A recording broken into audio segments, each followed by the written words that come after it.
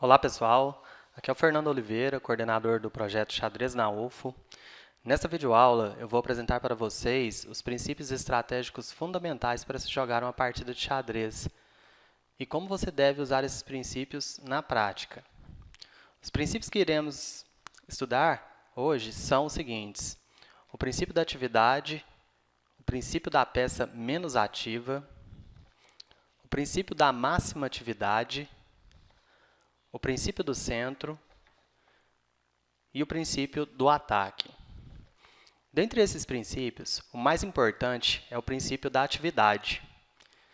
De acordo com esse princípio, devemos sempre procurar meios para que nossas peças tornem-se mais ativas durante uma partida. Na verdade, esse princípio constitui o principal fator estratégico em uma partida de xadrez. Todos os outros princípios e regras decorrentes deles são apenas consequências do princípio da atividade.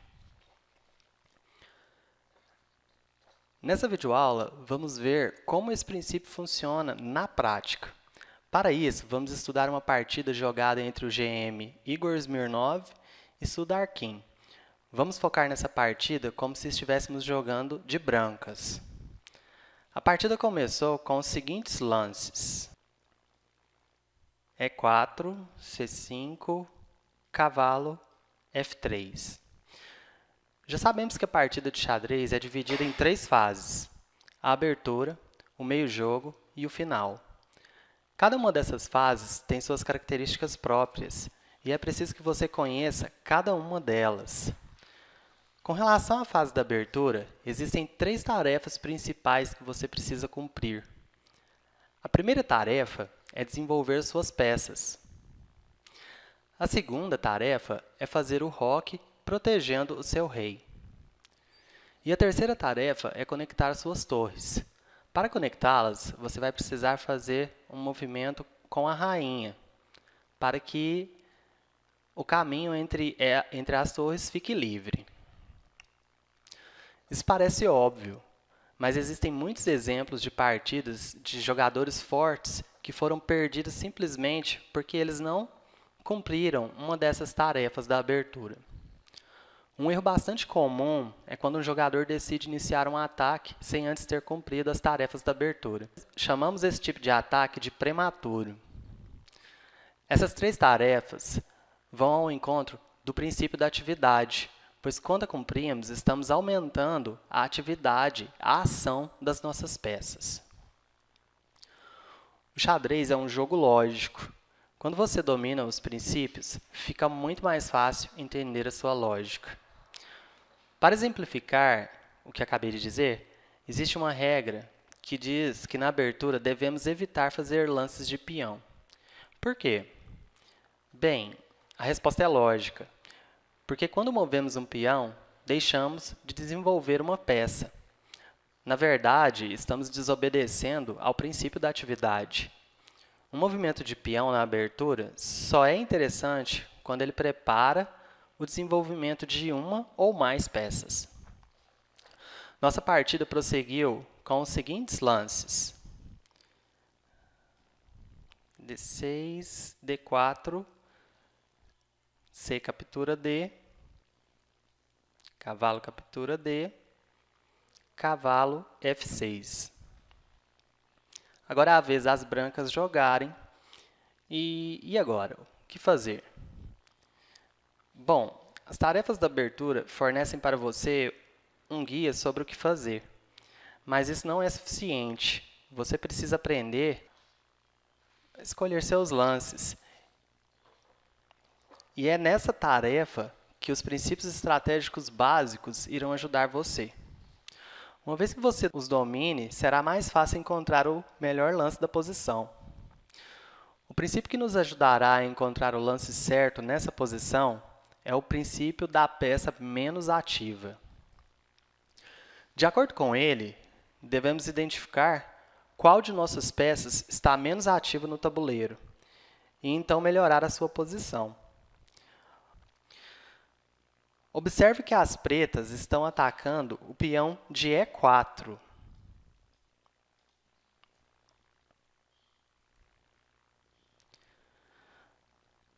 As brancas podem defender esse peão de várias formas. Por exemplo, elas podem mover o cavalo para C3, podem mover o bispo para D3, podem mover o peão para F3, ou ainda podem mover a rainha para F3. Nós já sabemos que mover a rainha faz parte da terceira tarefa da abertura. Além disso, não devemos movê-la muito cedo no jogo, pois se fizermos isso, correremos o risco de que nosso adversário a ataque-a e ganhe tempos ao fazer isso. Tendo isso em mente, iremos descartar o lance dama em F3. Sabemos ainda que a primeira tarefa da abertura é desenvolver as peças. Logo, não queremos fazer um lance de peão. Então, vamos descartar o lance peão em F3. Agora, precisamos decidir apenas qual peça iremos mover para defender o peão, o bispo ou o cavalo. Vamos usar o princípio da peça menos ativa para descobrir qual é o melhor lance. Vamos começar analisando o lance com o bispo. Podemos observar que o bispo já está ativo na diagonal F1 a 6.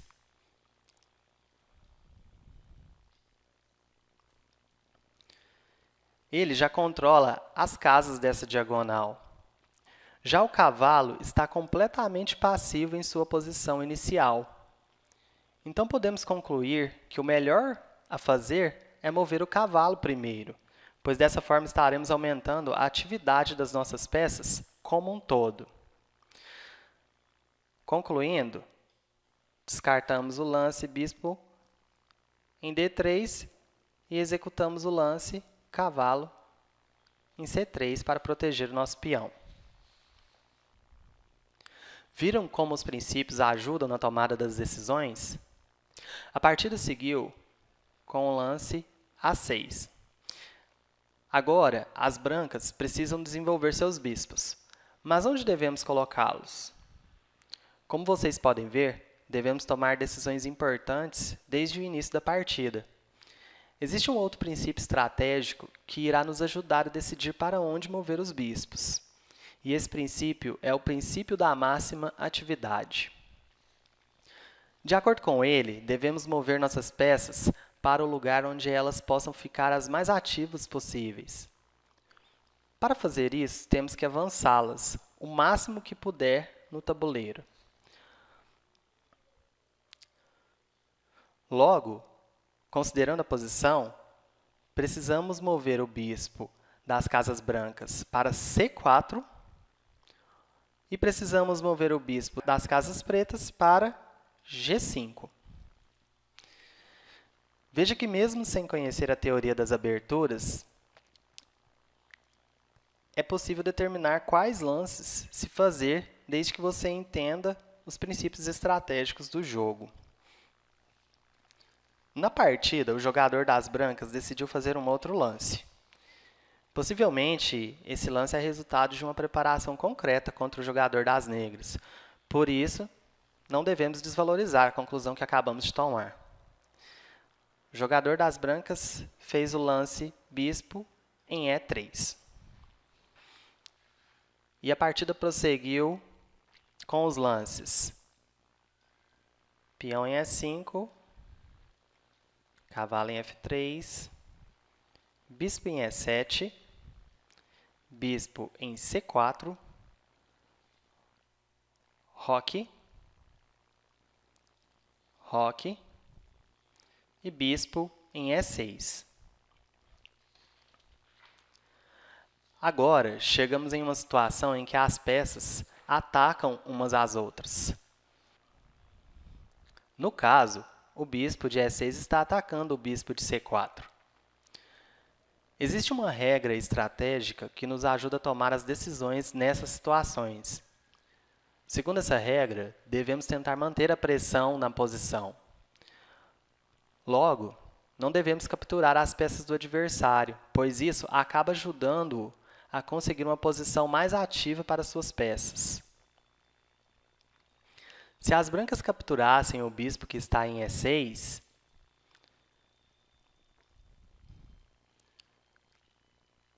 as pretas retomariam com o peão de F e a coluna F ficaria aberta para a torre. Seria como se as brancas tivessem ajudado essa torre a ficar mais ativa. Sempre que possível, você deve evitar que as peças do seu oponente fiquem mais ativas. Além do mais, após a captura em E6, o peão de F iria tomar o lugar do bispo. E esse peão passaria a defender as casas D5 e F5, impedindo que as brancas coloquem peças nessas casas. Como você pode ver, remover a pressão só ajuda o adversário. Bom, voltando à posição da partida e fazendo uso da regra sobre a pressão, sabemos que não devemos capturar o bispo de E6. Precisamos fazer algo, caso contrário, iremos perder o nosso bispo de C4. E agora, o que fazer? Existem duas formas de você proteger o bispo e evitar a captura. A primeira forma é movê-lo para B3. E a segunda é protegê-lo com o lance dama em F2, em E2. Perdão. Qual lance é o melhor agora? Certamente é o lance dama em E2. E o primeiro argumento que dá suporte para esse lance é que as brancas ainda precisam completar as tarefas da abertura. Ou seja, elas precisam conectar as torres. E para isso temos que tirar a rainha do caminho entre elas. O segundo argumento é o uso do princípio da peça menos ativa. Como podemos observar, o bispo já está desenvolvido e a rainha ainda está em sua posição inicial. Logo, o melhor lance é rainha em E2. No entanto, mais uma vez, o jogador das brancas resolveu fazer um outro lance. A partida seguiu com o bispo em B3. E as pretas capturaram o bispo na sequência. Ao capturar o bispo em B3, as pretas cometeram um erro, pois contrariaram a regra sobre a manutenção da pressão. As brancas vão retomar o bispo com o peão de A. E a coluna A ficará aberta para a torre branca, que agora estará mais ativa. Então, as brancas retomaram o bispo com o peão de A. A partida prosseguiu com cavalo em D7 e dama em E2. Com esse último lance, as brancas conectaram suas torres e conseguiram completar as tarefas da abertura. As pretas jogaram torre em E8. Agora, as brancas começaram a jogar a fase do meio-jogo da partida. No meio-jogo, devemos iniciar um ataque. Todas as nossas peças já estão ativas e agora precisamos descobrir uma forma de atacar a posição do oponente. Para conseguir fazer isso, precisamos compor um plano. Existem dois passos que nos ajudam a elaborar esse plano. E o primeiro deles é identificar um objeto de ataque no território do adversário. O segundo é descobrir um modo para atacar esse objeto com as nossas peças. Os alvos mais fáceis de se atacar no território do adversário são suas fraquezas, também chamadas de debilidades. Mas o que são debilidades? Debilidades são peões ou casas na quinta e na sexta linha do tabuleiro, que não podem ser defendidas por peões. Com isso em mente, vamos analisar essa posição. Observe que o peão de D6 e a casa D5 enquadram-se na definição de debilidade, ou seja, não existem peões que possam proteger o peão de D6 e também não existem peões que possam proteger a casa D5. Estou me referindo a peões das pretas. Logo, essas casas são alvos vulneráveis para as brancas e podem ser atacadas ou capturadas facilmente. Há ainda uma outra ideia com relação às debilidades. Geralmente, ao tentar defender uma debilidade, o nosso adversário acaba criando uma segunda debilidade em sua posição. Nós podemos verificar isso com relação às casas A5, B6 e também F5.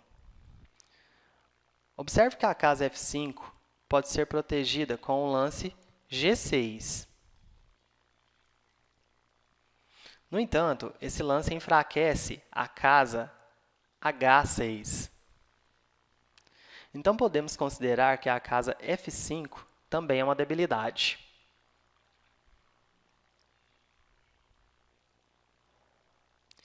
Embora ela não seja tão fraca quanto D6 ou D5, ainda assim ela constitui uma fraqueza.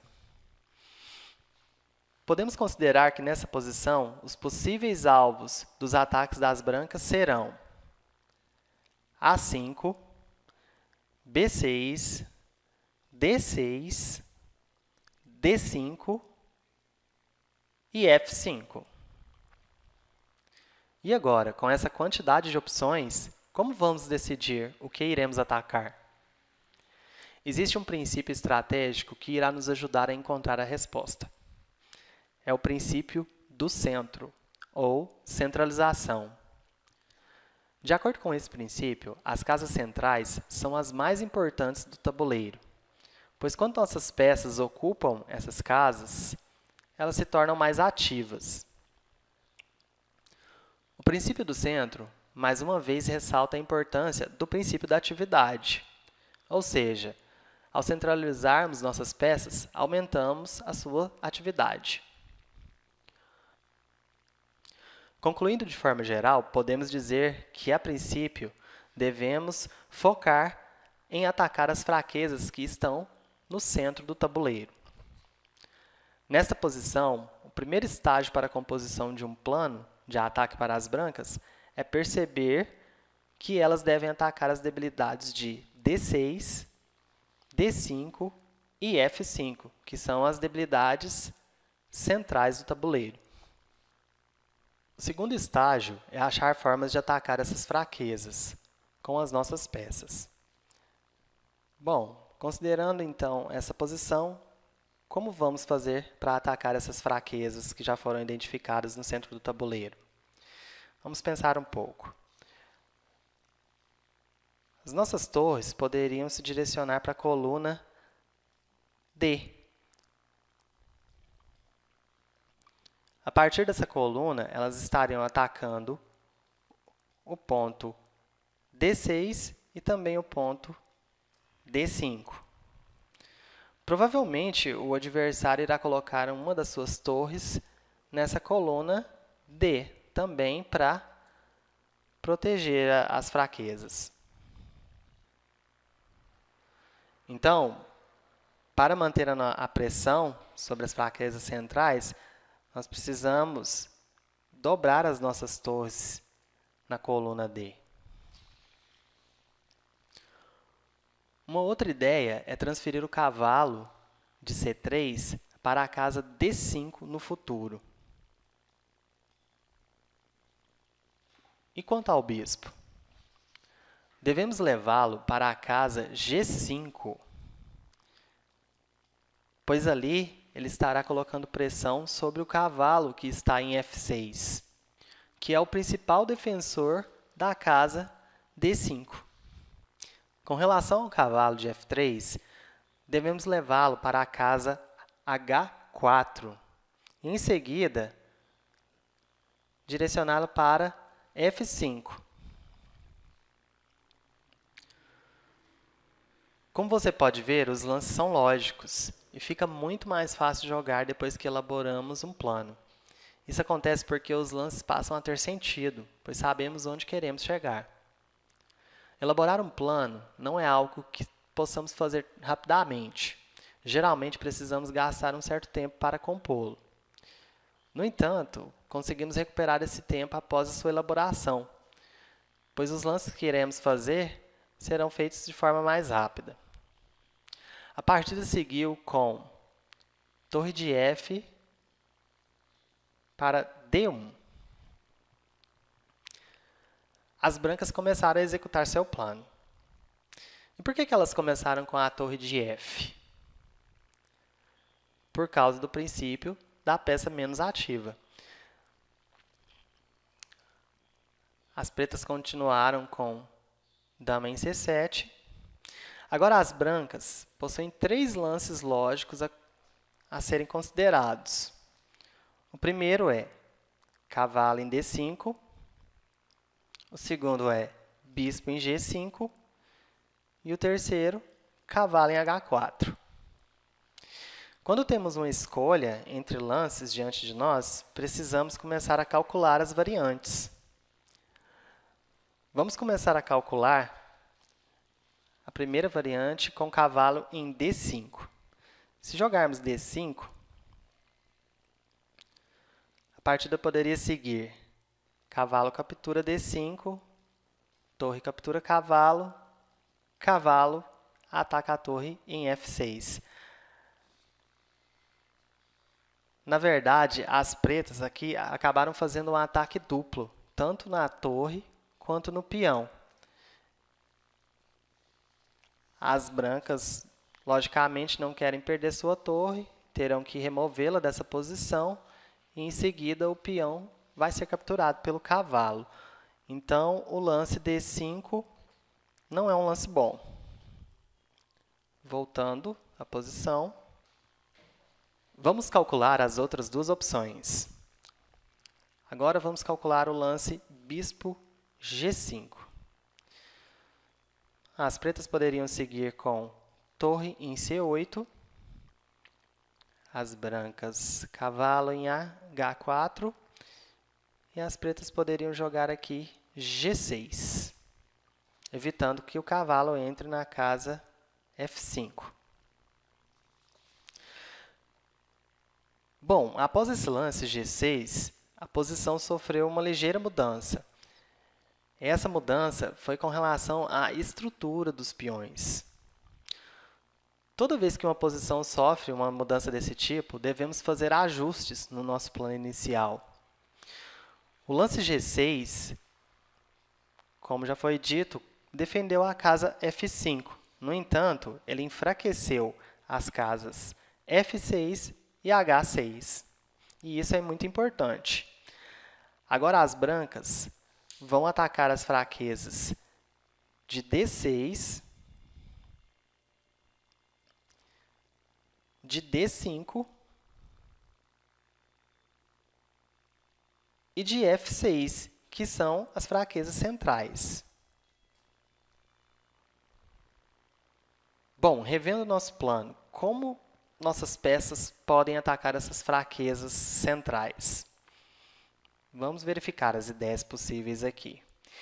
A nossa rainha poderia ir para D3, somando forças com a torre no ataque às fraquezas das casas D6 e D5.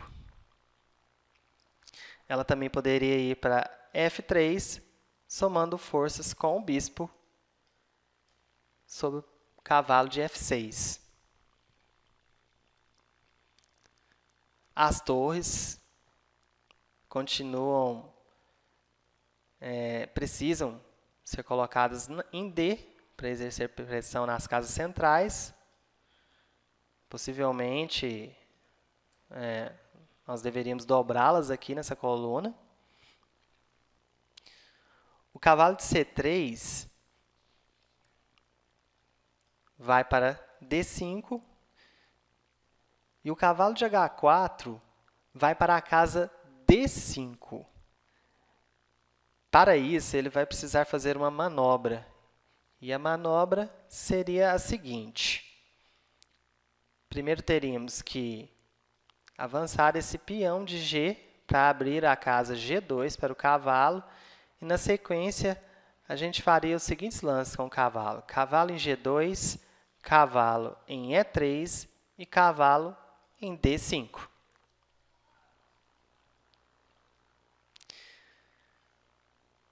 Então, para realizar esse plano, certamente precisamos fazer o lance com o peão de G primeiro. A partida prosseguiu com o lance G3, bispo em F8. Mais uma vez, as brancas têm a opção de fazer vários lances lógicos. Dama em F3, cavalo em G2, torre em D2, para dar espaço para a torre de A vir para a coluna D. Eu vou aproveitar essa posição para falar sobre um dos mais importantes princípios do jogo de xadrez, o princípio do ataque. De acordo com esse princípio, lances de ataque são os melhores, pois quando atacamos, melhoramos a posição de nossas peças e fazemos com que as peças do adversário recuem e façam lances passivos. Os lances de ataque contribuem para que tenhamos sucesso no nosso plano e, ao mesmo tempo, não permitem que o oponente consiga realizar o seu plano. Esta é uma situação ideal, por isso, em qualquer posição, devemos procurar, em primeiro lugar, por lances de ataque. Logo, as brancas vão jogar dama em F3, atacando, em conjunto com o bispo, o cavalo de F6. Bom, como vocês podem observar, é muito fácil achar o lance correto, com a forma certa de raciocinar. Principalmente se considerarmos que, na maioria das posições, temos apenas um ou dois lances de ataque possíveis. Então, só precisamos descobrir quais são esses lances e executar um deles. As pretas continuaram com bispo G7. E agora? O que as brancas devem jogar? É claro que as brancas devem fazer o lance mais agressivo possível. Cavalo em G2 é bom, mas torre em D2, seguido de torre de A para D1, é melhor ainda, pois com esses lances as torres irão atacar a posição das pretas. Então a partida seguiu com torre em D2, peão H6, bispo captura em F6, cavalo captura bispo, torre de A vai para D1, torre de C foi para D8, cavalo foi para G2, dama foi para E7, cavalo foi para E3, dama para E6 e agora o cavalo, ao invés de ocupar a casa D5, foi para a casa C4. Observem que as brancas optaram por atacar o peão de D6. Ele está atacado tanto pelo cavalo quanto pelas duas torres. Tem 3 peças exercendo pressão sobre esse peão. E também temos 3 peças exercendo pressão sobre a casa D5. Na verdade, temos 5 peças exercendo pressão, porque nós temos que contar o cavalo, as torres. Então, temos 3 peças aqui. Temos o peão e a rainha, que também ajuda a proteger essa casa, dá suporte ao peão. Bom, como vocês podem ver, o lance cavalo em C4 ajuda a aumentar a atividade do cavalo e, ao mesmo tempo, força as pretas a diminuírem a atividade do bispo. A atividade do bispo diminui porque agora ele é obrigado a retornar para a casa F8 para poder proteger o peão de D6. É por isso que os lances de ataque são os melhores. A partida continuou. Bispo F8, cavalo D5, cavalo captura, cavalo, torre captura, cavalo, dama em C8. As pretas direcionaram a rainha para C8, para a coluna C, exercendo uma pressão sobre o peão de C2. Pois, se por acaso seguisse a partida com a captura do peão em D6, nós teríamos bispo captura cavalo, torre captura bispo, torre captura torre, torre captura torre, e na sequência cairia o peão de C. No entanto, as brancas podem resolver esse problema de forma fácil. Vamos retornar à posição.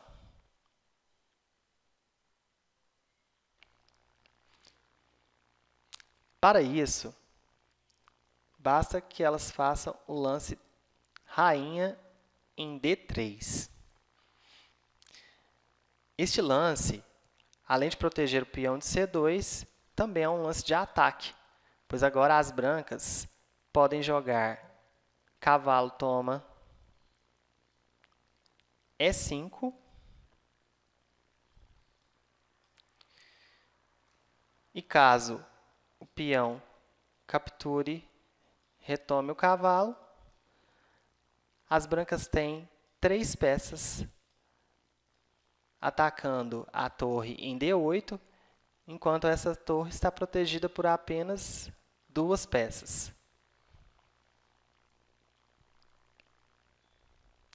Considerando isso, as pretas jogaram bispo em E7. Agora não é mais possível a captura do peão de E5 pelo cavalo, porque agora as pretas têm 3 defensores para a torre D8 e as brancas têm 3 atacantes. As brancas continuaram com peão em C3, rainha em C6. Então, neste momento, as brancas não podem capturar o peão de D6, porque se elas fizessem isso, nós teríamos bispo captura D6, torre captura bispo, torre captura torre, dama captura torre e rainha capturaria o peão de E4.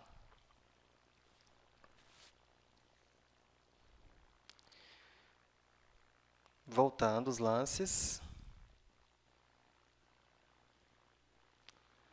Bom, considerando essa variante, as brancas decidiram fazer o lance F3.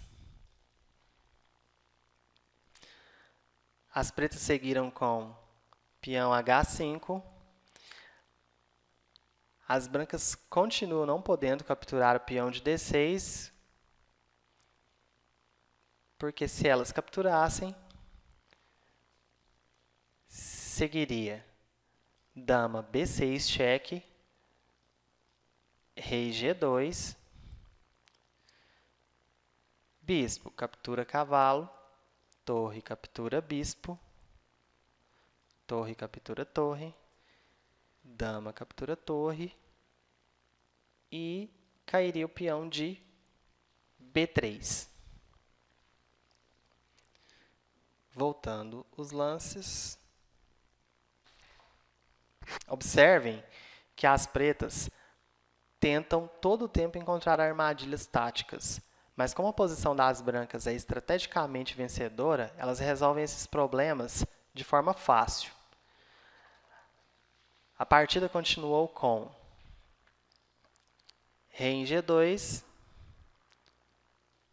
rei F8, agora o cavalo tomou em D6, o bispo retomou, torre captura em D6, torre captura, dama captura,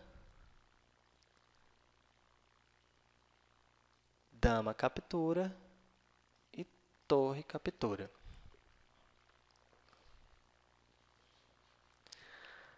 As brancas executaram o plano do meio-jogo com sucesso. E agora entramos na última fase da partida, o final. Como já foi mencionado, cada fase do jogo tem suas características próprias. Assim como no meio-jogo, no final também precisamos compor um plano. No entanto, as regras mudam, uma vez que a maioria das peças já foi eliminada. Dificilmente os reis podem ser atacados com a mesma facilidade que acontecia no meio do jogo. Então, o que determinará nosso plano para o final? No final, os peões assumem um papel importante. A estrutura em que eles se encontram é que determinará o plano a ser seguido. Existem dois planos principais e recorrentes nos finais de partida. O primeiro é avançar os peões passados e promovê-los, de preferência para uma rainha. O segundo é atacar os peões fracos do adversário. Observe a posição. Podemos perceber que as brancas possuem uma maioria de peões na ala da dama. Vejam, elas têm 3 peões contra 2 das pretas. Elas irão usar essa maioria de peões para criar um peão passado na coluna C. E também irão atacar os peões fracos das pretas. Os peões fracos das pretas são os peões de B7 e de F7.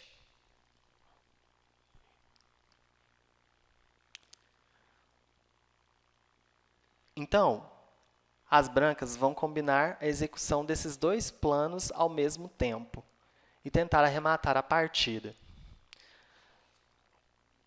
As pretas continuaram o jogo com torre em E7. As brancas jogaram rei em F2. Observem que esse lance do rei está de acordo com o princípio da peça menos ativa. Ou seja, o rei, no final, deve se direcionar para o centro do tabuleiro, porque ali ele estará mais ativo. Na posição que ele estava, ele não exercia função nenhuma com relação ao centro do tabuleiro. A partida seguiu torre em C7, rei em E3, rei em E7. Em seguida, nós tivemos torre em B6. Esse lance, torre em B6, está de acordo com o princípio da máxima atividade. Nós devemos mover nossas peças para as posições mais avançadas possíveis. As brancas não devem recuar. As pretas continuaram com torre em D7. As brancas jogaram F4. O lance F4 está de acordo com uma regra importante nos finais de partida. O lado mais ativo deve mover seus peões e aproximá-los da 8ª fileira. Esses peões ajudam a fixar as fraquezas do adversário. A partida prosseguiu com peão captura F4, peão captura F4, rei D8, B4, rei C7, torre F6, rei D8, H4, rei E7, torre B6, rei F8, peão E5, rei E8, rei E4, rei F8, e as brancas jogam F5. As pretas tomaram o peão de F e o rei retomou o peão. Rei G7. Observem que se o rei vai para G5, ameaçando o peão de H, isso não funciona, porque caso elas venham a tomar o peão de H, as pretas podem jogar torre em D5, ameaçando o peão de E. De qualquer modo, as brancas possuem várias formas de ganhar a partida. Elas fizeram o seguinte lance. Peão em E6. As pretas capturaram o peão e as brancas retomaram com o rei. Por que elas fizeram isso? As brancas querem transferir o rei para a ala da dama. Geralmente, no final, o rei deve dar suporte aos peões passados e a torre deve atacar os peões do adversário. A partida prosseguiu com torre C7, rei D5, torre F7, rei C4, torre C7, cheque, rei B3, rei H7, C4, rei G7, C5, rei H7, rei C4, rei G7 e agora B5. Peão de A capturou, peão de B, o rei captura. Rei H7, observem que as pretas estão praticamente imobilizadas, não tem nenhum plano para poder executar. Então, as brancas jogam aqui na sequência peão em B4. Na sequência, as brancas jogaram torre em D6. Torre F7 e rei em B6. As brancas acabam vencendo a partida com esse lance, porque, inevitavelmente, aqui elas vão conseguir capturar o peão de B e, na sequência, elas vão avançar seus peões na ala da dama e conseguir coroar um peão. Como vocês puderam ver, os princípios estratégicos são muito importantes para a condução de uma partida e para o nosso processo de tomada de decisões. Eu sugiro que vocês assistam esse vídeo quantas vezes forem necessárias para a assimilação desses princípios. Sugiro também que vocês comecem a observar como os jogadores mais fortes usam esses princípios nas suas partidas. Bom, pessoal, eu espero que vocês tenham gostado e espero que os conhecimentos apresentados aqui possam ser úteis para o desenvolvimento do jogo de vocês. Um abraço e até a próxima!